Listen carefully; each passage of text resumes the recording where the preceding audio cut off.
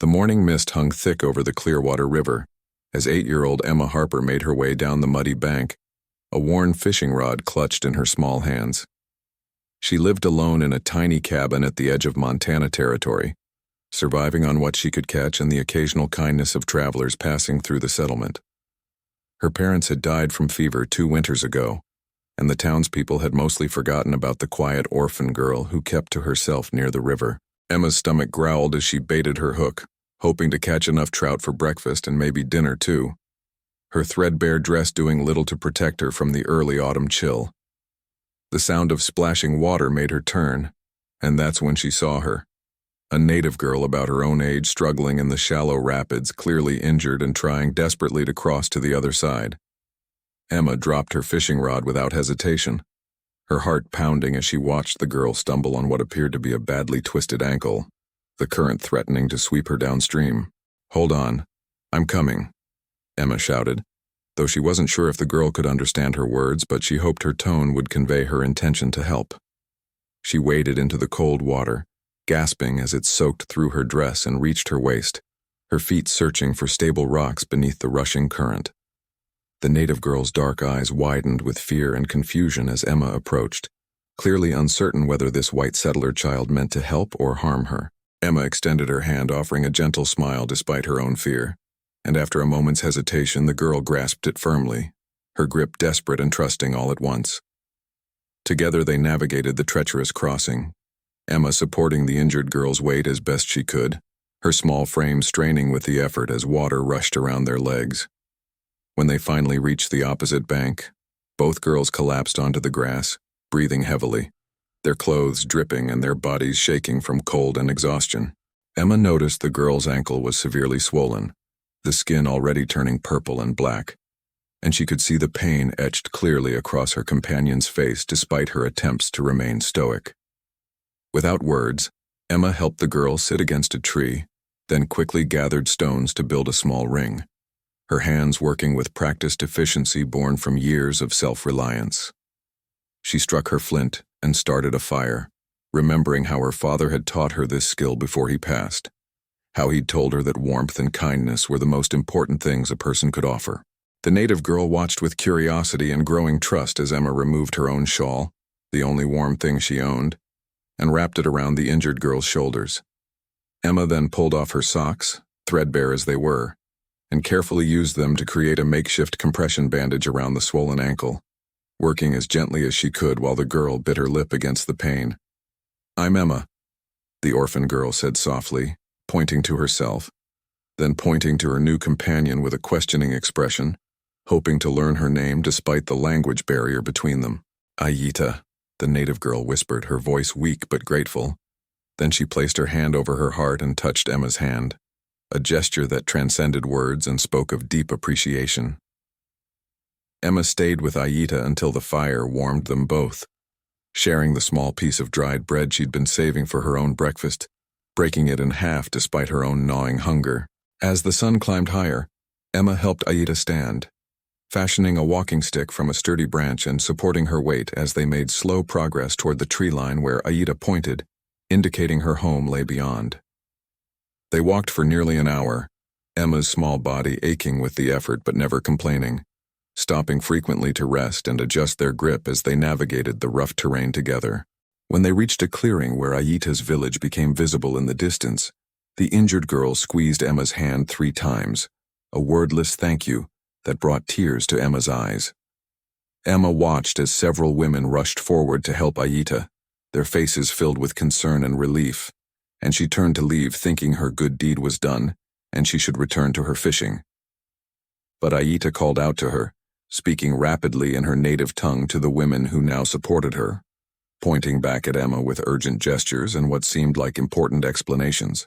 An elderly woman, her face lined with wisdom and her eyes sharp with intelligence, approached Emma slowly, studying the soaked white child who had clearly sacrificed much to help their young one. The woman spoke in broken English, thanking Emma and asking where she lived, to which Emma pointed vaguely back toward the river and her small cabin, suddenly shy under such direct attention.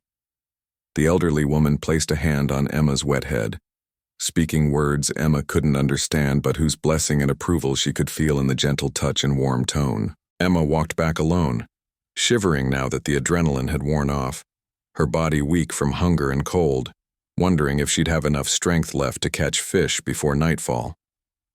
That night, she fell asleep on her thin mattress, her stomach empty but her heart full, dreaming of dark eyes filled with gratitude and a hand squeeze that meant friendship across all boundaries. The dawn came cold and gray, and Emma woke to a sound she couldn't quite identify at first, a rhythmic presence outside her cabin that made her heart race with unnamed fear. She crept to her door, her small hand trembling as she reached for the handle, wondering if wolves had come down from the mountains or if the wind was playing tricks on her tired mind. When she pulled open the door, Emma froze, her breath catching in her throat at the sight before her. 30 native warriors standing in perfect formation at the edge of her clearing.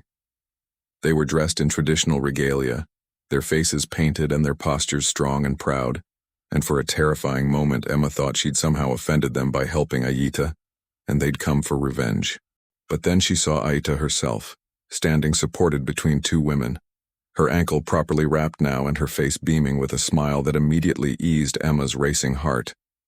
The elderly woman from yesterday stepped forward, and behind her warriors began placing items on Emma's doorstep, a deer carcass that would feed her for weeks, bags of dried corn and beans, warm furs and blankets. A tall warrior, clearly a chief or leader, approached Emma with something wrapped in soft leather, and when he unfolded it, she gasped at the sight of a beautiful beaded dress, sized perfectly for a small girl. Through the elderly woman's translation, the chief explained that Aita was his youngest daughter, that she'd wandered too far from the village and fallen while climbing rocks, twisting her ankle badly in a place where no one knew to look for her. If Emma hadn't helped her cross that river, if she hadn't stayed to warm her and bind her injury, Aita would have spent the night alone and injured, likely falling victim to cold or predators before anyone found her. The chief's voice grew thick with emotion as he explained that Emma's selfless act, giving her own warmth and food when she clearly had so little herself, demonstrated the kind of spirit that transcended the conflicts between their peoples. He declared that from this day forward, Emma was under the protection of their tribe, that she would never go hungry or cold again as long as they drew breath and called this land home. The warriors had brought not just food and supplies, but tools for Emma's cabin, materials to repair her roof before winter came, and seeds she could plant in the spring for a proper garden. Aita hobbled forward, leaning on her walking stick, and pressed something into Emma's hand, a small carved bird that she'd made herself, a symbol of freedom and friendship that brought tears streaming down Emma's cheeks. The elderly woman explained that the tribe would check on Emma regularly, that she was now considered adopted family, and that when she was older, she would always have a place in their village if she chose. Emma's voice finally found words, and she thanked them in a whisper that grew stronger with each word, explaining that she'd only done what anyone should do, that Aita needed help, and she'd simply given it. The chief smiled at this, translating her words to his warriors, and they nodded with approval and respect, recognizing the pure heart that motivated the orphan girl's actions without thought of reward or recognition. As the warriors began their departure, several children from the tribe ran forward bringing Emma a puppy, a young dog that could provide companionship and protection in her isolated home by the river. Emma watched them go, her arms full of the puppy and her heart overwhelmed with gratitude, hardly believing that her simple act of kindness had transformed her entire existence in a single night. Over the following months, the tribe kept their promise, regularly bringing Emma food and checking on her welfare, teaching her their language and skills for surviving in the wilderness she called home. Aita recovered fully and became Emma's closest friend, visiting often despite the distance and the cultural divide that should have separated them but somehow never did. Emma learned to tan hides, to identify medicinal plants and to track animals, skills the tribal women taught her with patience and kindness, treating her as one of their own daughters. The other settlers in the territory heard about the arrangement and some disapproved, but they couldn't deny that the orphan girl who'd been slowly starving was now thriving, healthy and protected in ways they'd never bothered to provide. Emma's cabin became a neutral meeting ground, a place where tribal members and settlers could occasionally interact peacefully, bridging divides through the example of one small girl's compassion. Years later, when Emma was grown and the territories were changing rapidly with new settlements and conflicts, she became a translator and mediator, using her unique position to help prevent bloodshed and misunderstanding. She never forgot that morning when she woke to find 30 warriors at her door, how terror had transformed into gratitude, and how one moment of choosing kindness over fear had altered the entire course of her life. Ayita remained her lifelong friend, and their children would grow up together, playing by that same river where two scared little girls had once found each other and chosen trust over suspicion.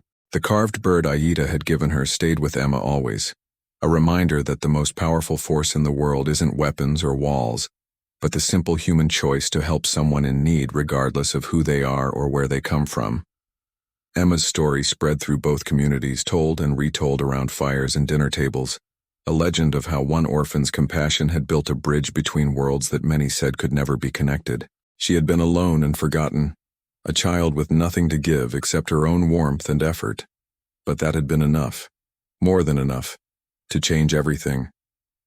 The lesson she taught without meaning to was profound and simple, that kindness recognizes no borders, that helping someone in pain requires no shared language, and that the most unlikely friendships can become the strongest bonds we ever know. Sometimes the smallest acts of mercy echo the loudest through time, rippling outward in ways we cannot predict or imagine, transforming not just one life but entire communities. Emma Harper started that day with nothing but a fishing rod and an empty stomach, but she ended it with a family she'd earned through courage and an open heart, proving that true wealth is measured not in what we have, but in what we're willing to give to those who need it most.